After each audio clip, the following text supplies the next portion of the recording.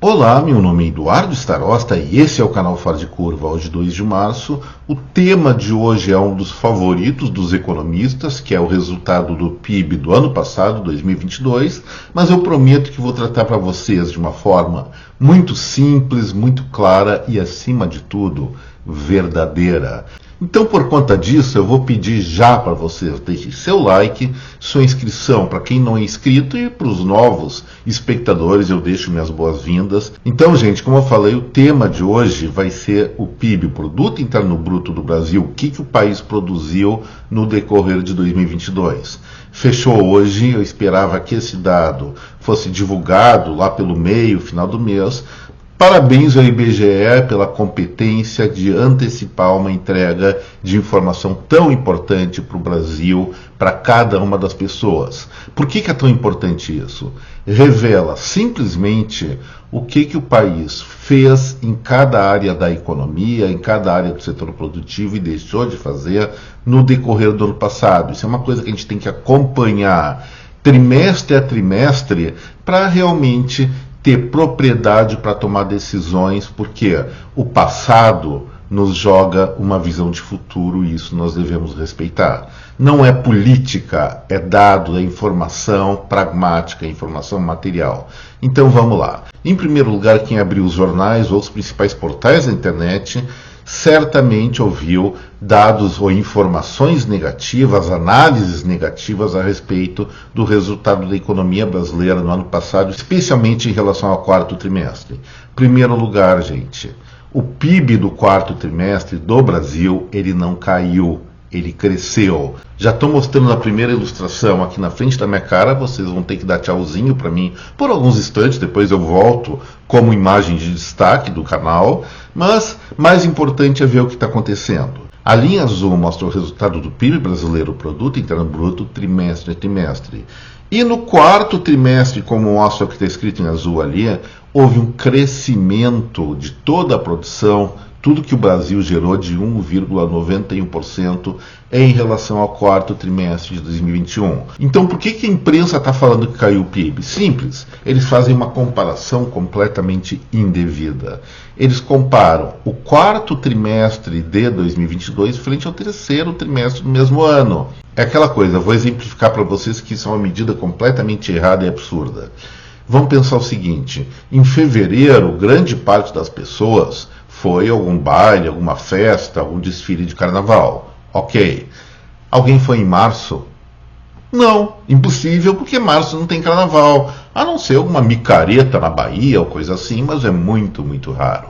E aí o que acontece? O crescimento da frequência das pessoas em relação a bailes e festas de carnaval em fevereiro é muito maior ou infinitamente maior do que em janeiro. Com a economia é a mesma coisa. Quando nós falamos do quarto trimestre, ou seja, outubro, novembro e dezembro, nós temos atividades típicas no Brasil e existem outras atividades que são mais intensas no terceiro trimestre, ou seja, julho, agosto e setembro. Dá para comparar? Não, não dá para comparar, só a título de curiosidade. A medida correta é sempre bater um período frente ao mesmo período do ano anterior. E aí, o PIB brasileiro do quarto trimestre, em relação ao quarto trimestre de 2021, registrou uma alta de 1,91%. Poderia ser melhor? Claro que sim, mas esse é o fato verdadeiro, é o que as contas nacionais mostram e eu não vou sair dessa verdade. Mas agora vamos parar um pouco de falar de quarto trimestre e vamos ver o que aconteceu com a economia brasileira como um todo durante o ano de 2022. Aí nós temos um dado bem mais generoso, uma alta de 2,9%. Ou seja, tudo que o Brasil produziu em 2022 superou em 2,9% a produção de 2021, tirando a inflação e outras coisinhas más. Então, é crescimento real. Primeira questão que eu vou levantar. Quando eu abordei essa questão antecedendo a publicação do PIB, comentei que os analistas de plantão previam uma alta de 2,2%. Podem consultar o quadro que vem por aí do Fora de Curva de segunda-feira. Lá eu deixei muito claro. 2,2% significa uma hecatombe nuclear aqui no Brasil no quarto trimestre que não vai acontecer. O PIB, eu adiantei, ia ficar em torno de 3%, no mínimo 2,8%. Na mosca, 2,9%, e agora vamos analisar as razões pelas quais o Brasil cresceu quase 3%, que dentro do contexto global e dentro do próprio contexto brasileiro, com juros a 13,75%, é um excelente, é um ótimo resultado. Vamos lá, pessoal. Em primeiro lugar, vamos analisar, como está a ilustração aqui, o consumo das famílias. Como é que foi o desempenho médio do consumo das famílias brasileiras em 2022? Olha só, gente, uma alta de 4,28%. Um número excelente, só foi superado por 2021, lembrando que no ano retrasado nós estávamos nos recuperando da pandemia. Se não fosse isso, historicamente 2022, nesse âmbito, seria o melhor dentre os 10 últimos anos, pelo menos, de melhoria do padrão de vida da população brasileira. Isso ocorreu por quê? Basicamente em função da queda da taxa de desemprego, aumento da empregabilidade do Brasil, que nós tratamos várias vezes a respeito disso no Fora de Curva. Uma grande vitória da política econômica liderada por Paulo Guedes. Tem que dar um mérito a ele, porque ele cometeu muito mais acertos do que erro. E isso eu dou minha mão à palmatória porque é a pura verdade. Já no comércio varejista, a alta foi de 0,78%.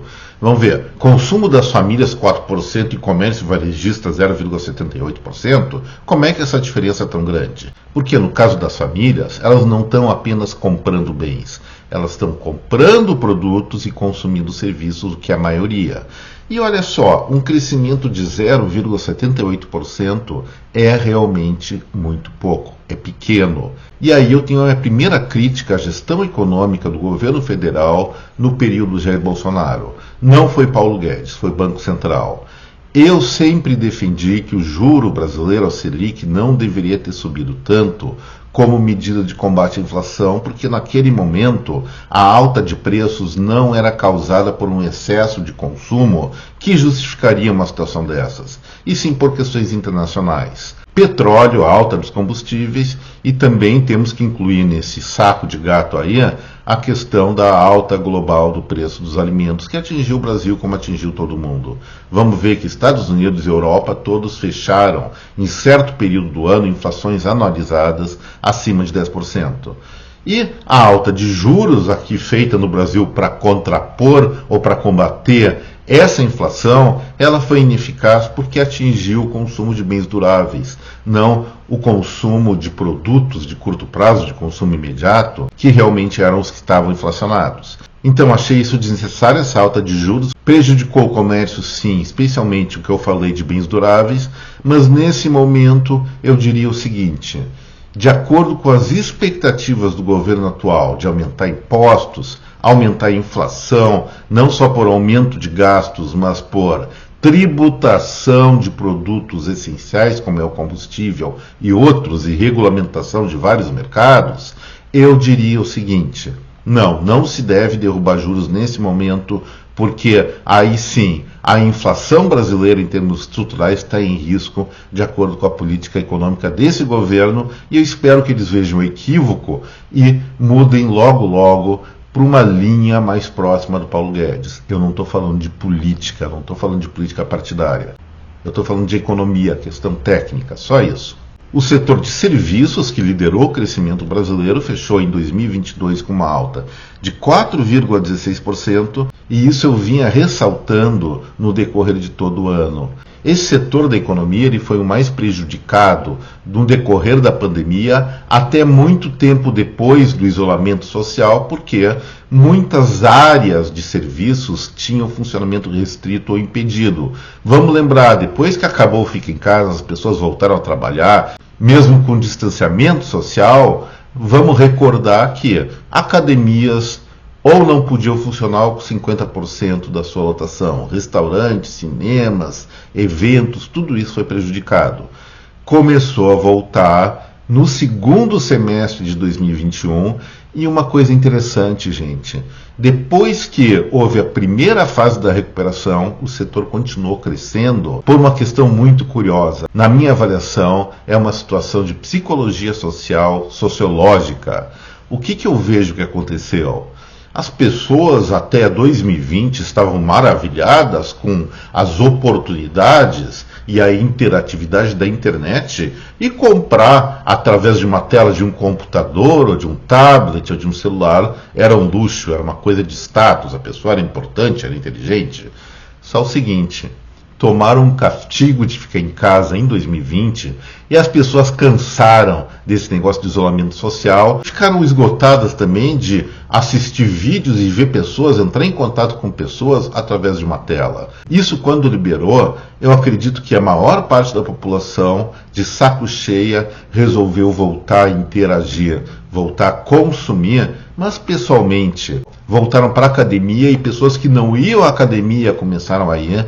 As pessoas voltaram para os bares. Quem não ia nos bares começou a ir, fazer viagem, ou seja, a população, não só brasileira, mas mundial, e isso é um fenômeno global sim, ficou com mais sede de vida. Isso é uma coisa muito boa. Isso encerra uma fase mais aguda de fundamentalismo de redes sociais, de conviver, de viver a vida através da tela de um computador.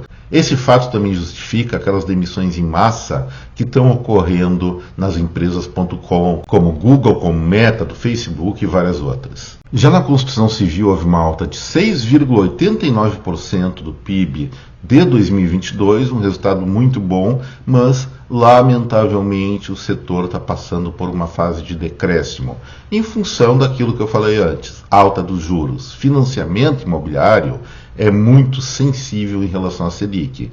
E a Selic em 2021, que estava baixinha, disparou para 13,75%. No final de 2022 deve se manter assim. E isso inibe investimentos, nós já vamos tratar sobre isso daqui a pouquinho de novo. Mas 6,89% é um bom resultado, pena que ele não vai continuar nos próximos meses, nos próximos trimestres, por conta da alta dos juros. E a indústria brasileira, sempre capengando, teve um momento de alta logo depois da pandemia, mas fechou 2022 com um crescimento de apenas 1,62%. Isso é em função de questões estruturais, problemas da própria indústria, que eu falei várias vezes aqui no Fora de Curva.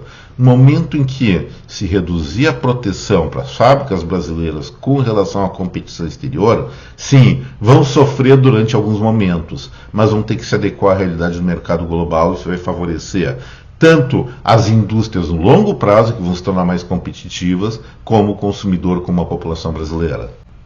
E, finalmente, a agricultura, que sempre vem liderando o crescimento econômico brasileiro, fechou em 2022 com uma queda de 1,74%. Isso é uma coisa fácil de entender. Região Sul, especialmente aqui o Rio Grande do Sul, passou por uma grande estiagem no ano passado, e isso parece estar se repetindo nesse ano.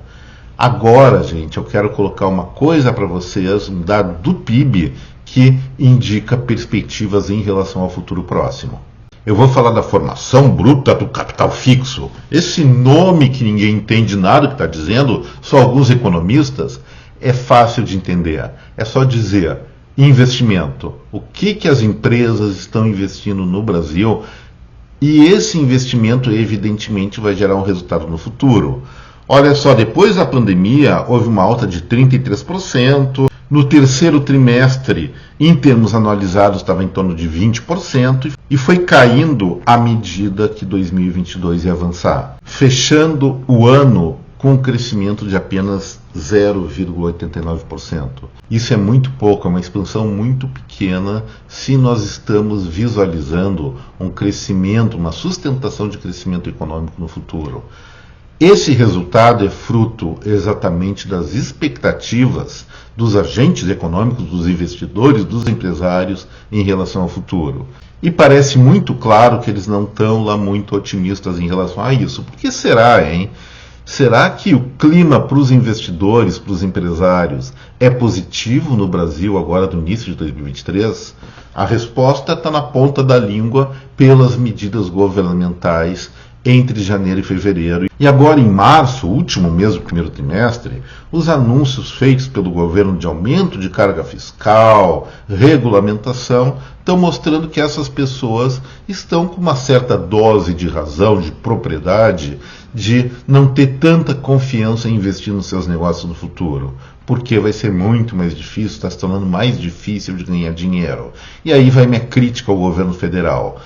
Não dá para ficar condenando a gestão Paulo Guedes. Até pode, retoricamente, falar aquela coisa de Grêmio estudantil, de Flamengo contra Fluminense, Corinthians contra Palmeiras, Grêmio e Inter, Atlético Mineiro e Cruzeiro. É aquela competição de rivalidades. Mas, gente, na gestão de um país, essas rivalidades políticas que mais parece torcida de futebol não podem acontecer. Especialmente quem está no governo tem que ter a responsabilidade de saber o que é balela e o que é coisa séria. E fazendo essa política intervencionista, primeiro, nós já vamos sentir em março os efeitos da inflação da alta do imposto dos combustíveis e provavelmente os dados de janeiro e fevereiro da empregabilidade do Brasil vão mostrar um arrefecimento do crescimento da geração de postos de trabalho ou até continuidade de queda, o que seria terrível. Eu já tratei sobre isso no Fora de Curva anterior. Então, para o governo, eu apelo pelo seguinte: juízo, meninas, meninos e menines. Tem que falar assim agora, né? Vamos ser consequentes, vamos parar de penalizar o setor produtivo. Se querem ser de esquerda, podem muito bem ser, têm todo o direito de ser, se elegeram com uma pauta nesse lado do escopo ideológico. Mas a prática de esquerda moderna não é penalizar a produção, e sim usar os recursos disponíveis no orçamento responsável para fazer gastos que considerem mais apropriados no âmbito social ou no âmbito cultural, seja o que quiser, mas não penalizem o setor produtivo, porque vocês vão estar dando um tiro no pé de vocês próprios. A produção cai, a arrecadação, mesmo com alíquotas mais elevadas de imposto, também vai desabar. E sobre isso era o que eu tinha para falar. Eu encerro o Fora de Curva de hoje. Lembrando mais uma vez a cada um, não se esqueçam de deixar seu like ou dislike se não gostarem do vídeo que eu coloquei. Mas os novos, os que estão entrando agora no canal, eu peço a inscrição, porque daí fica muito mais fácil ver os futuros vídeos do Fora de Curva, já que vocês vão ser avisados da edição deles. Normalmente eles saem diariamente, segunda a sexta, e talvez eu desenvolva mais isso no futuro. Estou pensando em novos projetos para o canal, vamos ver se eu consigo materializar eles. Gente, um forte abraço a cada um de vocês, meu até breve, tchau.